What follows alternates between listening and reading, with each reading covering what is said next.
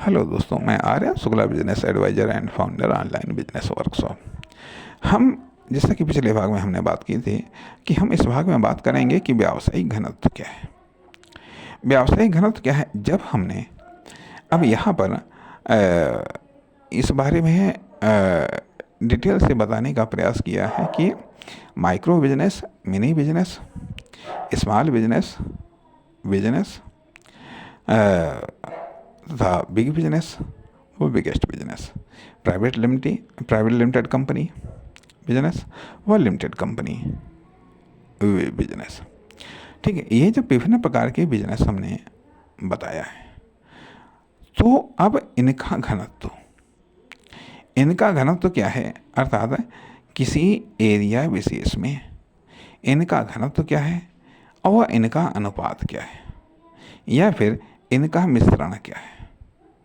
इनका मिश्रण क्या है, अर्थात इनका अनुपात, इनका मिश्रण और इनका घनत्व किस बात पर निर्भर करता है। निर्भर करता है वो कौन कौन सी बातें हैं जो कि व्यावसायिक घनत्व को प्रभावित करती हैं, व्यावसायिक अनुपात को प्रभावित करती हैं, वह व्यावसायिक घनत्व को प्रभावित करती हैं। अभी तक हमने जनसंख्या के घनत्व के बारे में पढ़ा है और सुना है, लेकिन अब हम यहाँ पर चर्चा करना चाहेंगे कि व्यावसायिक घनत्व क्या होता है। व्यावसायिक घनत्व क्या होता है, अर्थात एक निश्चित एरिया में या निश्चित दूरी में उपस्थित व्यावसायिक प्रतिष्ठानों की संख्या व प्रकारों का अध्ययन व्यावसायिक घनत्व के दायरे में आता है। व्यावसायिक घनत्व के दायरे में आता है। अब उस व्यावसायिक घनत्व जहाँ एक तरफ इम्पोर्टेंट है, वहीं पर व्यवसायों की स्थिति का अध्ययन यह भी महत्वपूर्ण है। अर्थात एक संतुलित अवस्था, एक समाज में व्यवसाय और पॉपुलेशन की संतुलित अवस्था क्या है। संतुलित अवस्था क्या है, यदि मान लिया कि समाज और व्यवसाय, समाज या ये कह लीजिएगा पॉपुलेशन और व्यवसाय या सामाजिक एरिया व व्यवसाय, इन दोनों के बीच में जो अनुपात है या इन दोनों की जो स्थिति है वह एक दूसरे को एक्टिव रखती है। कहने का अर्थ यह बनता है कि यदि डिमांड ज़्यादा है, क्योंकि जितनी पॉपुलेशन होगी, जितना बड़ा एरिया होगा, उतनी ज़्यादा डिमांड होगी। डिमांड के अनुपात में यदि अभी तक हमने ये भी अध्ययन किया कि प्रोडक्ट या सर्विसेज की सप्लाई के बारे में अध्ययन किया। ठीक है, जब डिमांड बढ़ती है तो पूर्ति बढ़ती है, और जब पूर्ति बढ़ती है तो फिर डिमांड घटती है, या जब डिमांड बढ़ती है तो प्राइस बढ़ता है, डिमांड घटती है तो प्राइस घटता है। यह नियम अक्सर करके लागू होता है। लेकिन अब हम बिजनेसों के संदर्भ में बात करना चाहेंगे कि बिजनेस की संख्या, बिजनेस की सप्लाई यदि बढ़ती है तो उनकी इनकम घटती है। यदि बिजनेसों की सप्लाई बढ़ती है तो उनकी इनकम घटती है। यदि बिजनेसों की सप्लाई कम होती है तो उनकी इनकम घटती है। अच्छा, यदि मान लिया पॉपुलेशन बढ़ती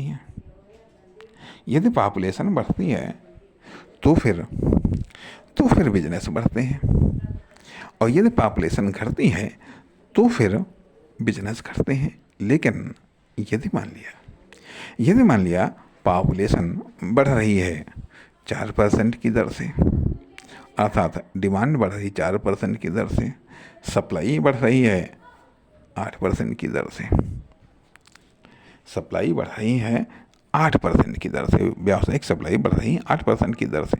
तो परिणाम क्या होगा कि जब सप्लाई बढ़ जाएगी तो बिजनेसों की इनकम घट जाएगी। इसलिए, और यह दोनों ही चीज़ें अनियंत्रित होती हैं। यही कारण होता है कि यह सप्लाई बढ़ने का अर्थ कि जैसे कि मान लिया डिमांड बढ़ी किसी चीज़ की, अब उस सप्लायर, मान लिया कम लोग हैं, उनकी आमदनी बढ़ी, अब तीसरे चौथे ने कॉपी करना शुरू कर दिया, या तो उनका डुप्लीकेट आ जाएगा या फिर वैसे वैसे और बिजनेस आ जाएंगे। अर्थात जो कि डिमांड बढ़ी थी वह पहले मान ली 2% थी, अब वो 4% हो गई। जब 4% हो गई तो इन दो लोगों का इनकम बढ़ी जा करके, जब इनकम बढ़ी जा करके तीसरे चौथे ने कहा अच्छा इनकी इनकम बढ़ रही है, चलो हम भी इसी क्षेत्र में जाते हैं। वो भी आ गया। अब उससे सप्लाई बढ़ गई 6% की, डिमांड बढ़ी थी 4% की, सप्लाई बढ़ गई 6% की। परिणाम उनको वो प्रॉफिट मिला नहीं।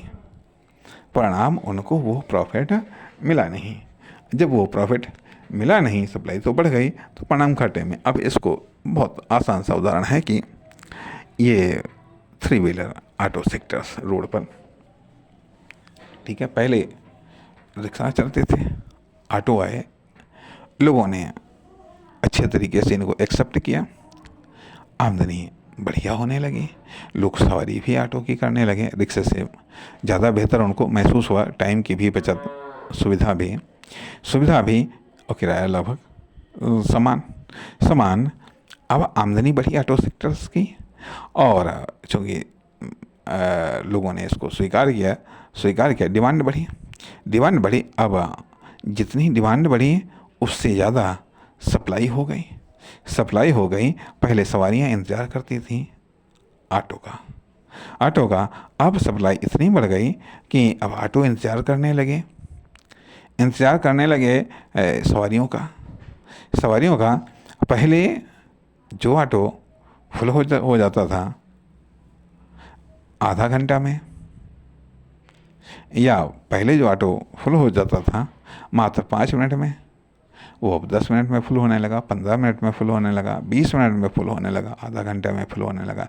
यहाँ तक कि स्थिति ये हो गई कि अब ऑटो फुल ही नहीं होते हैं। कोई 4 सवारी लेकर के जा रहा, कोई 2 सवारी लेकर के जा रहा, कोई एक ही सवारी लेकर के जा रहा है।